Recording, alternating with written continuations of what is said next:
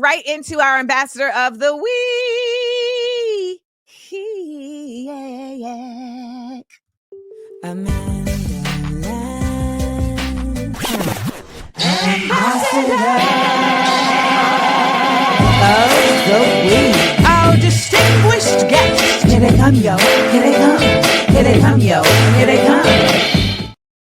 All right, y'all. We are about to bring to the stage Grant Minor, who was president of the Student Workers of Columbia, UAW 2710, and a PhD student. This is not a silly person, okay? Well, no, he might be silly, but he's not a dumb person because I'm silly and I'm not a dummy.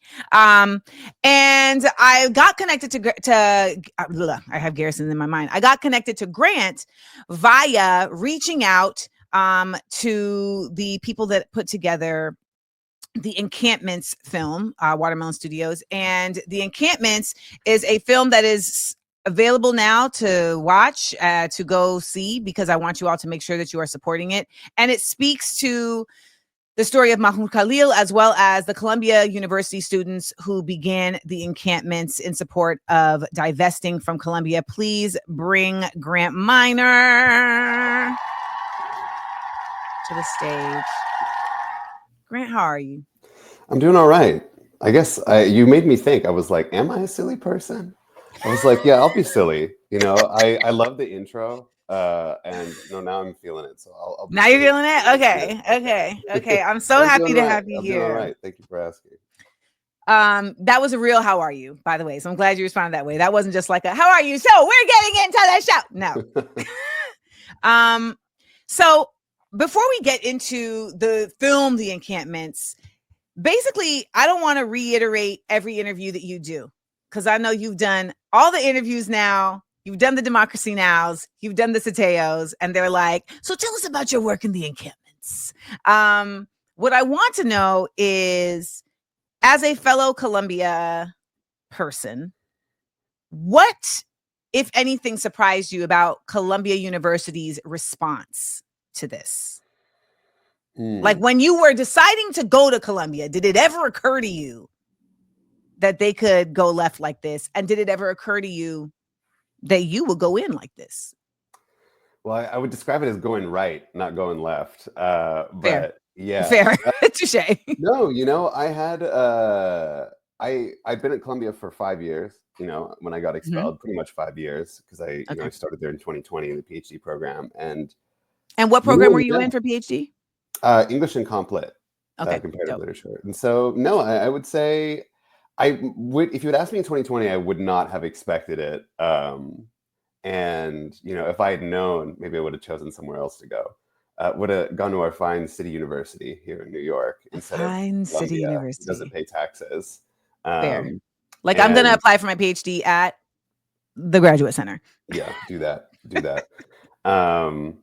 And, you know, but the more you spend time there, and, you know, I've been a labor organizer for a while there, and, you know, as well as just like doing other organizing work around the cities, like you realize like how much in contradiction like this institution is with New York, as much as they like to say, like, you know, we're part of the community, we're trying to invite the community in. You're like, no, like, you know, there's these big iron gates and they're there for a reason. And that politics really, you know, seeps into everything that the university does, including its approach to students who are protesting for Palestine. I remember when I was in GSAS and I was in IRIS, the Institute for Research in African American Studies. I was with Dr. Marable, and I just remember he would point out the window and be like, this is the widest street in New York. That is the projects right there out the window. And we'd be like, yeah. And he would always, for us, frame like, we're here to learn the present to change the future. Like, that's why we're here in this building in Skirmahorn, you know, and talking about African-American history. And when I see what's going on at Columbia, I'm just like, and I've talked to professors about this too. It's like, when did the college and its students become the least most important part of this whole setup? Like that seems to me to be the whole bottom line. And it reminded me scarily of Kent State. of just a willingness to discard the students. Do you feel, or did you get the impression that that was something that all students felt, or maybe just within the encampments?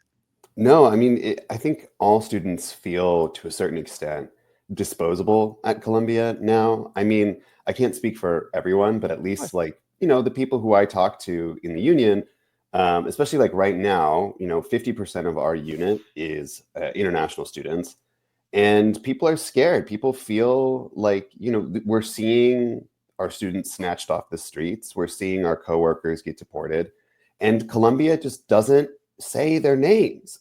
Columbia won't mention anybody. They sent out an email.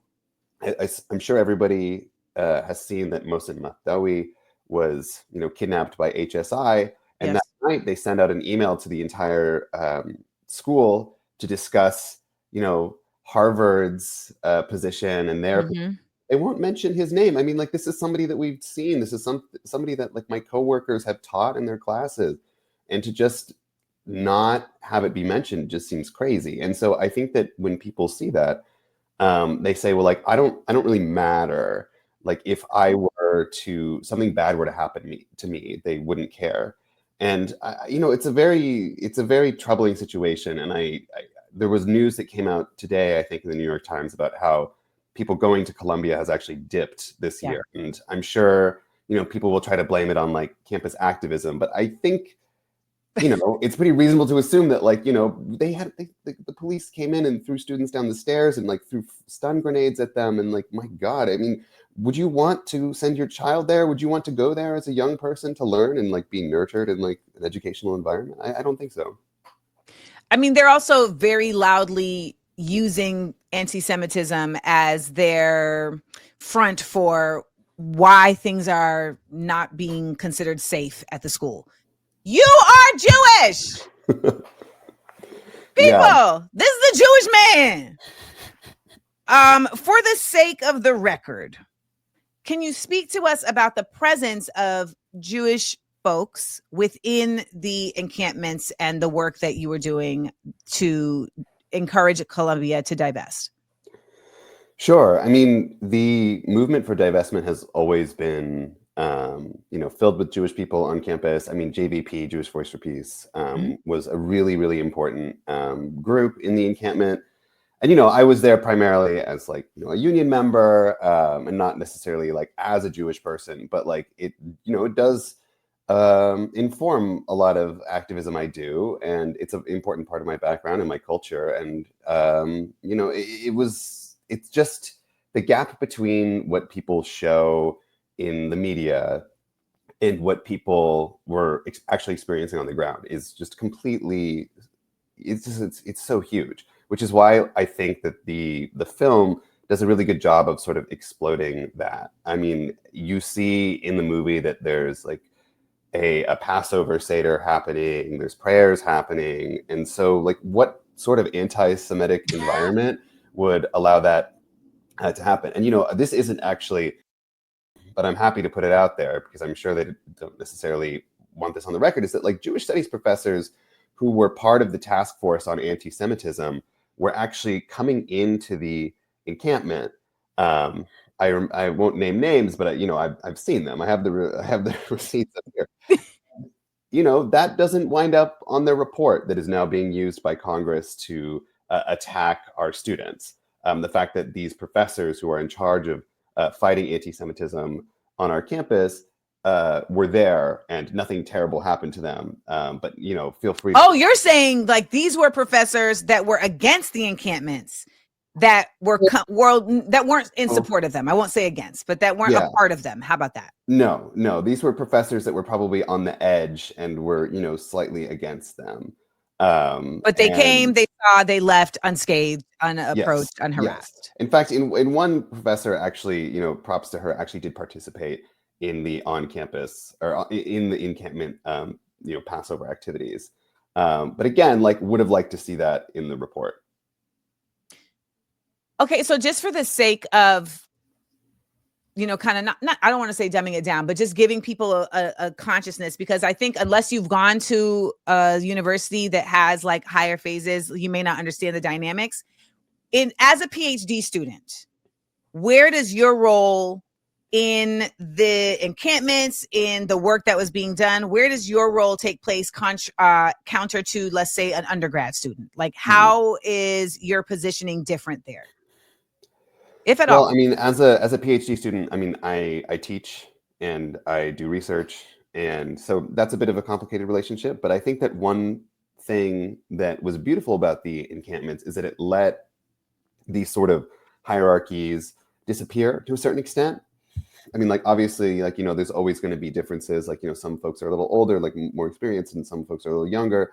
But really, it helped everybody sort of come together in a way that I really liked. I mean, like, professors would teach there, professors would come by, like Would graduate teach students at the encampments? yes, you know, sometimes there were class visits. I remember somebody in my department brought his class to see the encampments because they were studying you know, something related to that.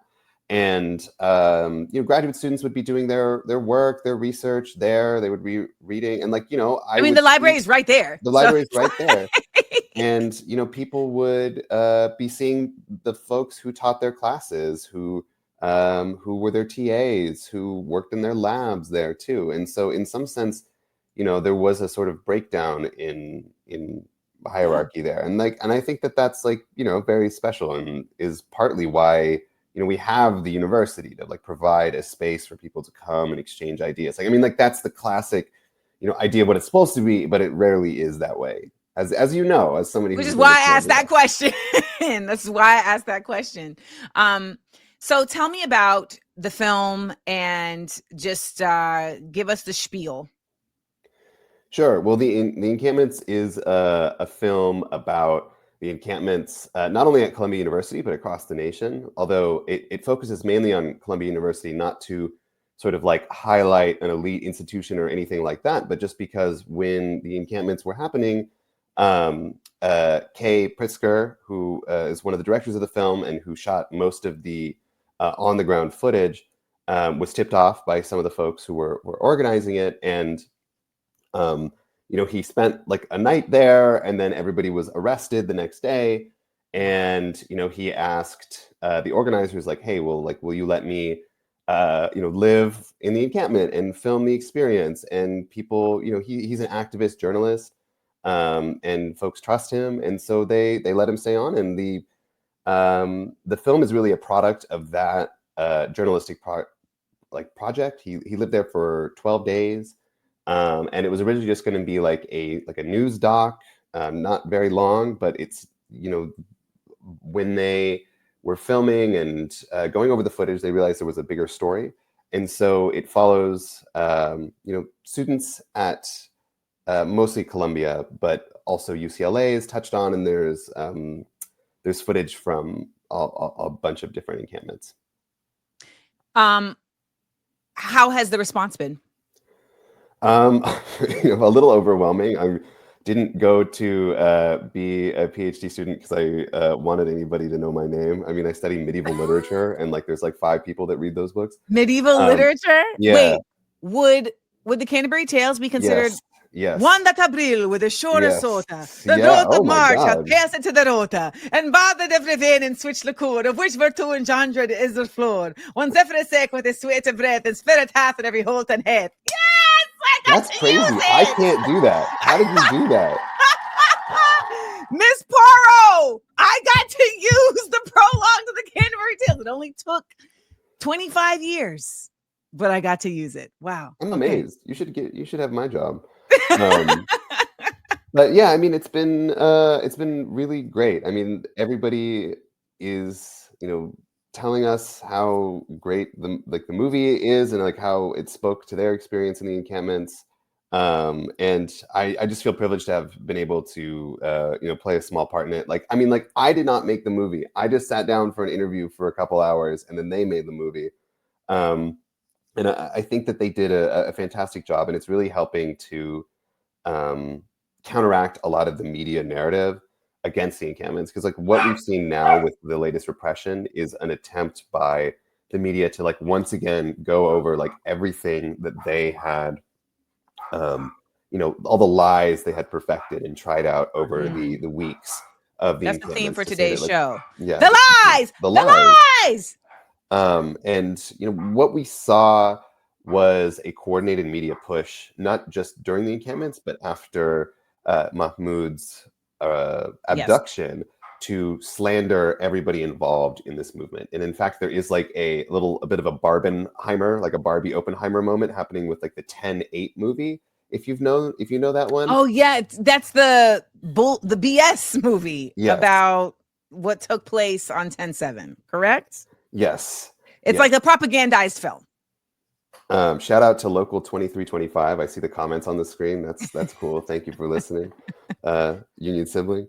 Yeah, so we're hoping that it counteracts not only that documentary, which I hear is terrible and not doing very well, with something better that provides a positive outlook and really like the real Authenticity version will of it. always win.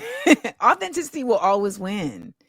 Well, let me ask you this. I mean, how are you doing about the fact that like your life has changed? Well, it's been hard. That was an I mean, octave, Grant. That was an what? octave. He It was said. an octave. Yeah. Yeah, I'm still the president of the labor union, so it still feels like I have a big job to do. And we're in a contract fight right now, so we're bargaining for a new contract with Columbia University. Unsurprisingly, they are sort of refusing to bargain with us, refusing to have observers in the room for bargaining, which has been a years established practice. Can you talk to us a little bit about that, about what Yeah. the process is for that? Sure. So, we're supposed to meet with them and hash it out. And over the past few years, when we were bargaining our first contract, we had observers who could come in. It's called open bargaining, and this allows people to like see the boss and see the things that they're trying to deny you, and that's really radicalizing to folks. But right now, they know that things are heated, and they don't want anybody to see when. So, for example, we're bringing an article to them that demands that they respect international students, that they do not cooperate with ICE, that they do not do all these things that they've been doing for these past few months. And this is an urgent thing that we need to agree on right now. But what they want to do is they want to deny our members a right to see them say no, because they're going to say no initially. That's how it always happens. And this is just like another version of Columbia trying to put on a face of being like a liberal institution. We're a sanctuary campus, while at the same time denying basic rights to its workers and students. And so that's my current job right now is managing that. And I have 2 years left in the term as president, and I was supposed to coincide with 2 more years of graduate study, but that's not going to happen. So I mean, it gives me more time for organizing. And once we get our contract, I'll revisit restarting graduate school. But for right now, there's a more sort of urgent task ahead of me. You're going to be okay. Thank you. I appreciate you saying that. I don't say that to everybody. I wouldn't say that if I didn't feel it. I saw you look to the left because you're not sure, but you're going to be okay. And okay is a word that gets overused. But when I say okay, I mean what feels uncertain now is going to make sense, and it won't feel like a regret. And I feel like that's the thing that really weighs on folks. To a certain extent, it's like there's not that much uncertainty. I mean, there's uncertainty about the future, but I mean, somebody asked me this question yesterday, and this was after Mossad had been taken. Excuse me. We had a rally at Foley Square, and they were like, "Oh, do you like regret anything or something like that?" And I was like, "Well, not really. I mean, we've had a televised and live stream genocide going on for 17 months, and like, I would hope that if somebody were seeing all the past genocides going on, in the 40s, if people had seen like what was going on in our country in like the South over like the past, like 300 years, live streamed on TikTok, like they would also risk their jobs too. And in fact, like people did even without that. So like, who am I? Like, I just lost my job. Like that's what happened. That's what a small sacrifice in like the grand scheme of things. Like, I mean, people are dying. I mean, people are losing their homes. They're losing their loved ones. Like, who are we to sort of regret and feel sorry for ourselves about what is comparatively little to all that? And I don't mean to like grandstand, like that's not what I'm trying to say. No, but that's why you're going to be okay, because your perspective is human. Which is, I feel like, not the norm in the United States, which is why it's like, why aren't there more people that are upset at this? Like, if I was at Columbia right now as an undergrad, I would have been expelled because there's no way that this would just be able to just go on. I went to SUNY Purchase, which everyone would have just left the campus. Purchase was just a bunch of weirdo artists and lesbians. That was Purchase. Weirdo artists and lesbians who were also weirdo artists. And it's just a liberal arts school. Put it this way, at SUNY Purchase, we didn't have sororities and fraternities because they were like, those are too niche. Yeah, they're regressive. Yeah. Yes. So, what is, if anything, a message that you would want to leave people with before they go on with the rest of their day today? Well, I mean, I always feel like I'm beating a dead horse, but as somebody who is organized, I say, like, you got to get organized. You got to join an organization, whether that's your union, and try to make it a better place, like a union that fights for the rights of your workers everywhere. And if you're not in the union, find who in your area is doing that work, doing, uplifting people in your community, and fighting for the working class, fighting for Palestine, fighting for everybody, whether that's like tenants unions or neighborhood groups or whatever, because we're in a time where everybody wants us to feel alienated and alone and powerless, and that's exactly what all this stuff is designed to do. This repression, these deportations, etc. And the best way to counteract that is to get with the people, get with other people, and build things. And don't be afraid to do that. Reach out, because people want your help and they need your help. There y'all have it. Now, I don't know how long y'all been on this show. Y'all been watching this show. Y'all know I like my guests to be addressed with their proper salutation, Mr. Minor. So I don't know why y'all putting comments in here like you friends with Grant. Okay. I don't like that. And he's a professor. He's in front of the class. So you're not allowed to call me professor. I'm not low ranking. I feel like all of that stuff is so highfalutin. I'm just like, because I know a lot of professors that wasn't professing shit. Okay. It was like, do I have to call you this? Because I don't trust you. I feel like I know more than you. I definitely feel like I know more than you. So this is your last chance to throw out your questions, y'all, because I am looking at the chats and people are very appreciative of you coming on. We got some XOXOs, canary in the coal mine. What do you think? Have you seen the work that the young lady has been doing around exposing the Canary mission? I have. I was just watching that video the other day. Love that. Keep it up. We got to expose these people because they're ruining people's lives. They're coming after young people, primarily young people of color, and trying to ruin their lives, trying to destroy their careers, trying to go after their families, and they hide behind a mask of anonymity. And we have to make them accountable publicly. You can't be doing this to people. And keep it up. I mean, we'll go to their houses, we'll protest, we'll do things. Keep it up. We'll go to their houses. We'll protest. We'll do things. Only protest. We're not going to do anything else. That's not legally actionable. We're going to protest. That is correct. Everybody heard that? That is correct. Well, you guys find where you can go and see the encampments. Actually, Desmond Thorne, who we know comes on here quite often to give us the what's up on what to watch and don't watch, over there at Nighthawk Cinemas in Brooklyn. They in Prospect Park, they are showing the encampments. So go and check that out. I know the Angelica Theater in New York is as well. So check around where you at to see how you can support the film. Thank you, Grant, for being supportive of the union, of the pro-Palestine movement, of the divestment of Columbia, and being one of the reasons why I allow this Columbia degree to still stay on my wall, because me and my friends who graduated feel like we should just burn it. Like, get it out of here. But it's the students who have been there, and I got to host the special graduation that was had for the folks who didn't get to be, well, there wasn't a graduation last year, but I got to work on that project, and I was really honored to be able to come back to Columbia in that specific context. So thank you for the work you do,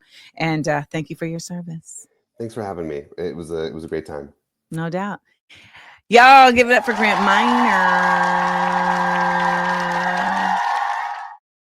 I was like, why am I saying his name like that? Kendrick. Kendrick. Well, we are in the midst of hour and a half of the show.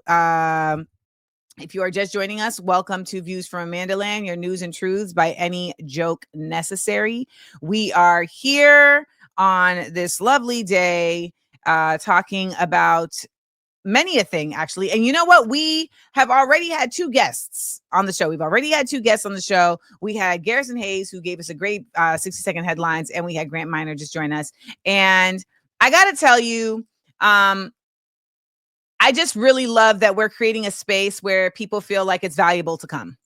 And I know, like, we're in a world where it's all about like views and how much exposure, etc. But what I feel like we build here at Views for AmandaLand is a show that is, and a space that is really quality over quantity. So thank you guys, AmandaLanders, for bringing in your, not even your 2 cent, your 25-cent thoughts into the conversation. When we come back, I will get into our critical thinking exercise of the week. But first, check out the latest Small Doses episode, Side Effects of Brotherhood as Community, with Rasu Jalani and Daoud Abeid.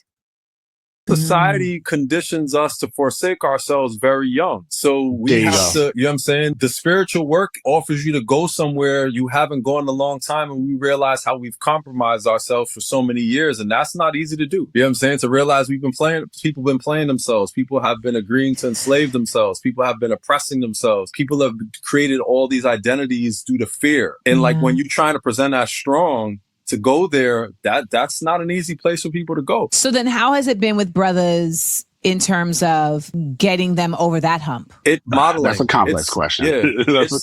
Everyone has their own pace, different levels of breakthroughs, and a lot of it comes from all the work we do. We model it. Anytime we have a discussion, we talk about a topic, we pull from our own stories and experience of where we've had breakdowns and breakthroughs around that thing, and we share it very honestly and openly.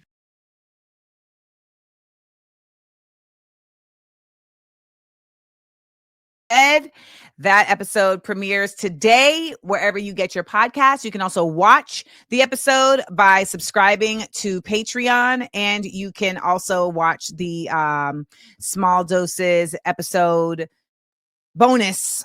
We do like a bonus section. And also, if you didn't know, we do a Small Doses bonus episode every Sunday. And we have a whole clique over there, and it's the softer side of seals. The softer side of seals. So if you want to find yourself in a community of folks that are consistent. I mean, it's really like we've established that we meet on Sunday nights. So that's really dope. And yes, it was healing to hear men talk like that, Jessica Ramsey. I've known those brothers for a really, really long time as acquaintances, and we've gotten, closer since I moved back to New York. And they were in my life when I was in my late 20, 26, 27, remember when I was telling y'all the story yesterday of the chick who was supposed to be my friend, and then she had asked me if she could highlight this dude that she had told me was not really, all of that. Yeah, that they were kind of like adjacent to that whole squad. But Rasu and Daoud, what I love about Rasu and Daoud, though, is that, there's a lot of people that, like, when I left New York, they were where they were. And now that I've come back to New York, they're still where they were. And they, along with Mahogany Brown, who was on last week's episode of Small Doses, have just continued to expand and elevate and empower and enrich in such a multitude of ways. And it really is beautiful to come back into a space with people who were there when I was there, and then I left and did the same thing, and I came back, and we're all on the same wave. So shout out to those brothers. And the work they're doing. Also, shout out to Rasu, because Rasu was how we were able to do What Would the Ancestors Say at the Billie Holiday Theater in Brooklyn. So that was really super helpful.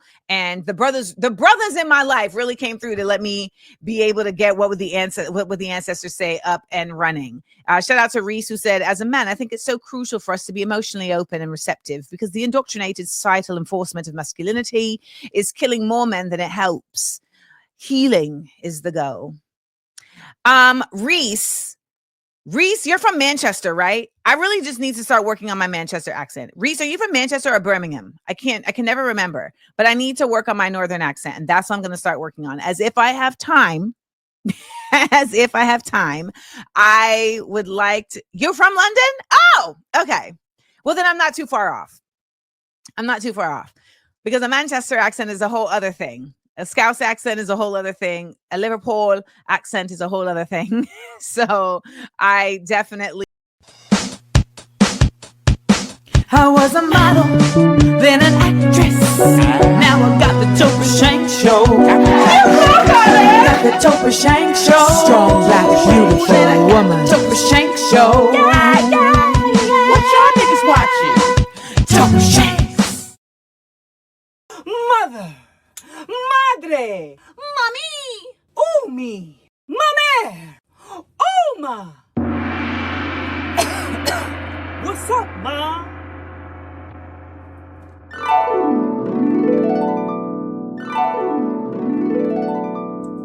It's time for another edition of Topa Shanks! And as you can see, we have got something special for you.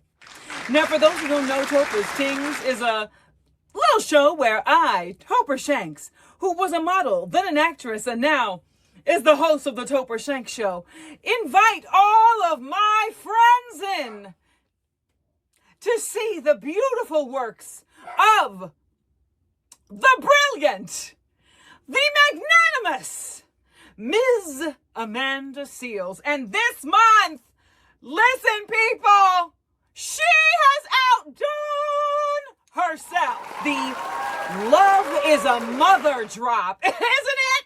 Isn't it? Love is a mother. No, that's a double entendre. Because we're talking about mothers. That's right. You heard the lyricism in the intro, and here we are seeing that lyricism transformed into artistry with a set of 5 blank greeting cards in the work of Amanda Seales. We have watercolor, we have pen work, we have acrylic work, we have marker, we have graphics. Oh my goodness! Versatility. Versatile is what we're talking about. We also, of course, have the Love is a Mother pin. And this pin is so incredibly beautiful. Look at the delicate lines. Look at the detail. Look at the beauty of the actual image. The brown on brown, sinuous lines representing the wholeness of love for all the mothers. Along with this is, of course, a signed bookmark. In these days and times, you better be reading. Especially to the children. For all the mothers out there of children, you better be reading. Yeah, you better be educating. You know, they say that the United States, as an average, reads on an 8th grade reading level. That's no good. Maybe that's why we're not protesting or resisting the way we should. Lean into your creative heart and give a mother you know a gift of a Mother's Day card created by Ms. Amanda Seales with the Love is a Mother gift card set. Now, you are in for a treat in honor of Ms. Seales' mother, who loves a deal. This month at AmandaLand Exports, you can either get the pin and signed bookmark, or you can get the 5-card gift card set that comes with the sticker sheet, or you can get a bonus bundle combining the gift cards, and the bookmark, and the pin, and the sticker sheet, all for $10 off. I know! That's a mother of a deal if I say so. Mama, you know I love you. You know, I, Topa Shanks, was a model, then an actress, And now I've got the Topper Shank Show. And though I never had time to mother a child of my own, I feel like you all are my children.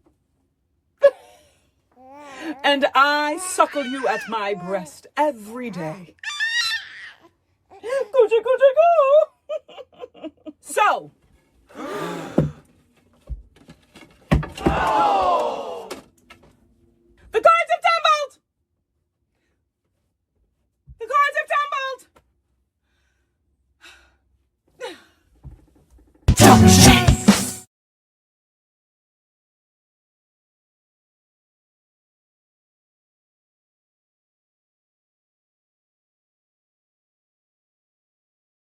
I enjoyed laughing and learning with you. Please make sure to like, comment, and subscribe. And tell your friends. Also, listen to the podcast. It's available everywhere pods are casted. Listen ad-free by subscribing to Patreon Amanda Seals. Come on and join the Seals Squad. Views from AmandaLand. Live 10 a.m. Eastern Monday through Wednesday with content on Thursday and Friday at YouTube Amanda Seals TV.